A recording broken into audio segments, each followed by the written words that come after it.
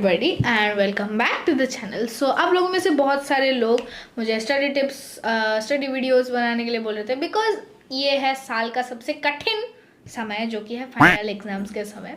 And I know आप सभी मतलब मेरे बहुत सारे व्यूअर्स हैं, मेरी तरह स्टूडेंट्स हैं, तो आप लोगों को आपके फाइनल्स के लिए पढ़ने की सख्त ज़रूरत है। रिमाइंडर, जस्ट अ रिमाइंडर, मुझे भी पढ़ना है। तो आज मैं आप लोगों को कुछ ऐसे छोटे मोटे से टिप्स शेयर करने वाली हूँ जो कि आपके फाइनल एग्जाम्स को थोड़ा सा और बेटर बना सकता है, आपके फाइनल एग्जाम्स की तैयारी को बेटर बना सकता है। अगर आपके फाइनल एग्जाम्स चल रहे हैं या तैयारी चल रही है तो आई थिंक अभी तक किसी का फाइनल एग्जाम खत्म नहीं हुआ होगा। और कमेंट्स में बता देना आपका फाइनल एग्जाम्स कब से कब शुरू है, मुझे आप लोगों के कमेंट्स पढ़ना बहुत अच्छा लगता है। Anyways, let's begin with the first tip. जब भी आप कोई भी चैप्टर पढ़ो, अगर आपके पास ज़्यादा टाइम नहीं है वो पढ़ने के लिए, तो आप उसके क्वेश्चन आंसर्स पढ़ लो। मतलब जैसे कि बुक के लास्ट में होता है ना कुछ क्वेश्चन आंसर्स, एंड या फिर अगर आपके कॉपी में क्वेश्चन आंसर लिखाते हैं तो वो पढ़ लो। क्योंकि जब आप फिर से वो चैप्टर रिव्यू करने के लिए जाओगे तो आप क्लूलेस नहीं होगे, तो आपका दिमाग ब्लैंक नहीं होगा, आपको कुछ तो पता होगा उस चैप्टर के बारे में। क्योंकि जब भी आप क्वेश्चन आंसर पढ़ते हो तो वो आपको चैप्टर का एक टोटल समरी दे देता है, तो जब आप वापस वो चैप्टर पढ़ने के लिए जाओ तब आप क्लूलेस नहीं होगे।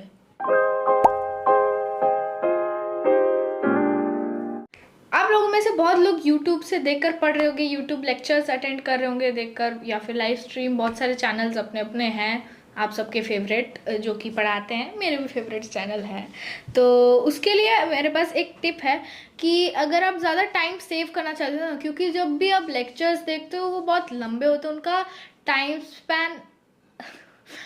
टाइम स्पैन बहुत ज़्यादा होता है। सो अगर आप टाइम सेव करना चाहते हो तो आप इधर सेटिंग्स पे जाकर शो ट्रांसक्रिप्ट एक ऑप्शन होता है, वो आप क्लिक कर सकते हो, जो कि आपको ना बस पढ़ कर जाना है। आपको वीडियो देखने से ज़्यादा एक्चुअल में वो ट्रांसक्रिप्ट पढ़ना हेल्प करवाएगा।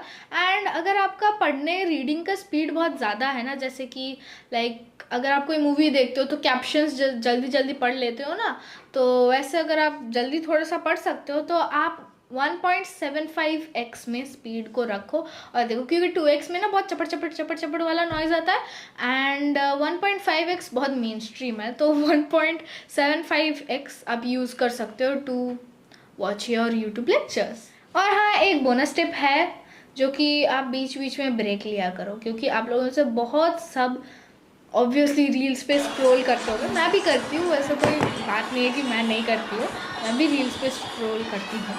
तो हमारा ना अटेंशन स्पैन बहुत कम हो चुका है, तो इसलिए आप बीच बीच में ब्रेक्स लिया करो जब भी आप पढ़ते हो।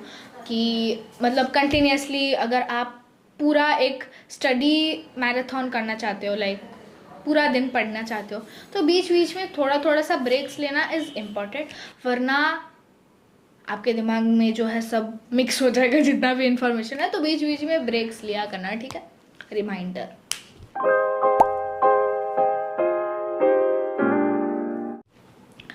नाउ थर्ड टिप है, जब भी आप पढ़ रहे होते हो ना, फ़ोन एक मेजर डिस्ट्रैक्शन होता है अगर आपके साइड में होता है। अगर आप फ़ोन से भी पढ़ते हो तो आप एक काम करना ना, अपने आप को ना टाइम लैप्स पर रख लेना जब भी आप पढ़ते हो, क्योंकि ट्रस्ट मी, जब आप अपने आप को टाइम लैप्स में रखते हो आप फ़ोन यूज़ नहीं कर सकते हो, क्योंकि वो ऑलरेडी कुछ एक रिकॉर्ड कर रहा है।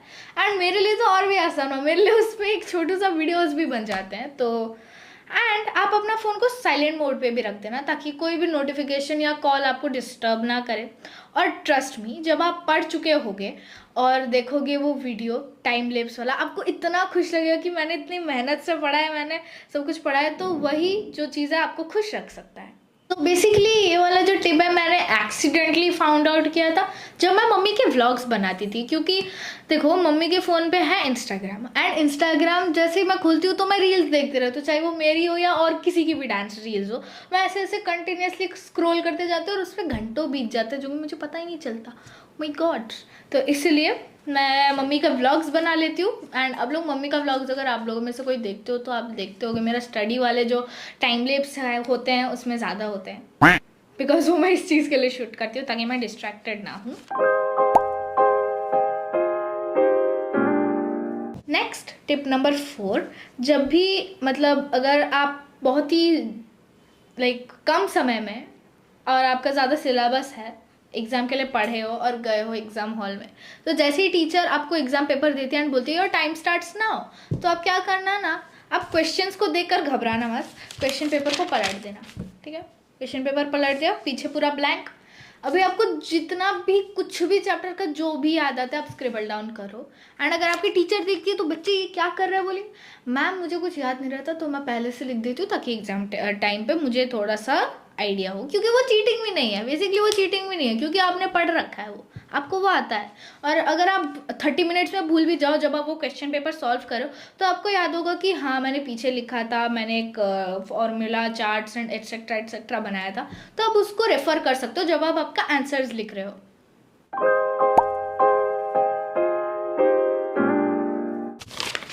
एनीवेज, हमारा लास्ट टिप है, आपको एस्थेटिक नोट्स की ज़रूरत नहीं है प्लीज़।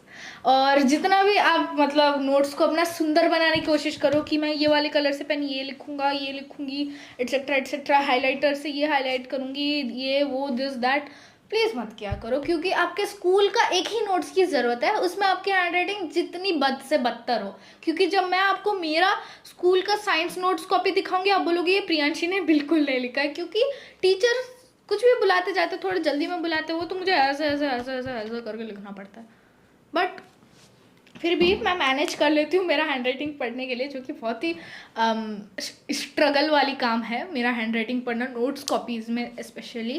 तो आपका न्यू सेशन स्टार्ट होने वाला, अगर आपने इस सेशन में कुछ नोट्स कॉपी नहीं बनाया तो ध्यान रखो कि आने वाले सेशन से आप नोट्स कॉपी बनाओ for subjects like science which includes chemistry, physics, biology, तीनों का बना लो, सेपरेट मत बनाओ, वो एक में ही रखने से चलेगा, क्योंकि मैंने एक ही कॉपी में बनाया और मेरा वो कॉपी अभी तक ख़त्म नहीं हुआ है। सो और SST का हिस्ट्री, सिविक्स, ज्योग्राफी, उसका भी डिवीजन कर लो आप एक कॉपी का, एंड एक पार्ट पे आप अपना सिविक्स लिख सकते हो, एक पार्ट पे ज्योग्राफी, एक पार्ट पे हिस्ट्री। मैंने साइंस का नोट्स कॉपी बनाया था क्योंकि मुझे पता था कि एग्जाम के टाइम पे इंपॉर्टेंट पॉइंट्स जो मैं बुक में इधर उधर कहीं भी लिखी होंगी ढूंढती रहूँगी, तो इसलिए मैंने एक नोट्स कॉपी बना लिया कि जो भी इंपॉर्टेंट पॉइंट्स टीचर बोलेंगे वो मैं नोट डाउन कर लूँगी। और मैं ना कभी भी सेल्फ नोट्स नहीं बनाया मैंने। हाँ, जब टीचर्स होमवर्क देते हैं कि इसका सेल्फ नोट्स बनाओ तो बनाना पड़ता है, लेकिन टीचर्स जो नोट्स देते हैं वो इम्पॉर्टेंट होता है। और अगर आप चाहो तो आप ऐसे सब्जेक्ट्स के लिए रेफरेंस बुक भी यूज़ कर सकते हो, जो कि मैंने मेरे बहुत सारे टिप्स एंड ट्रिक्स वाले वीडियो में मेंशन कर रखा है कि यूज़ रेफरेंस बुक। और अगर चाहो भी तो आप नहीं कर सकते हो, क्योंकि आपको वो रेफरेंस आपका एक्स्ट्रा पढ़ने के लिए चॉइस है एक, पहले आप खुद का बुक ख़त्म कर लो। एनीवेज, आई होप आप सभी का जो फाइनल एग्जाम्स हो वो बहुत अच्छा जाए एंड आप अच्छे खासे नंबर्स आपके सबके आ जाए। I wish all the best for you. मेरे लिए भी अच्छे अच्छे विशेस लिख दो ताकि मेरे भी एग्ज़ाम अच्छा चले जाए। एंड क्योंकि आप लोगों ने बहुत सारे लोगों ने बोला था कि प्रियांशी तुम स्टडी वीडियोस बनाओ, तो इसलिए मैं अभी थोड़ा सा स्टडी वीडियोस बनाने वाली हूँ। और जब मेरा फाइनल एग्जाम्स ख़त्म हो जाते हैं एंड ब्रेक्स चालू होते हैं तब हम लोग करेंगे मस्ती। तो तब तक के लिए stay tuned and please do not forget to like, share and subscribe. I will see you guys in the next video. तब तक के लिए take care and bye bye. अच्छे से पढ़ते रहो, खाते रहो, पीते रहो, खुश रहो, ब्रेक्स लेना मत भूलना। और हाँ, बीच बीच में मेरे भी वीडियोस देख लेना। अगर एग्जाम्स चल रहे तो टेंशन नॉट, आपका एग्जाम्स अच्छा जाएगा। All is well. Anyways, bye.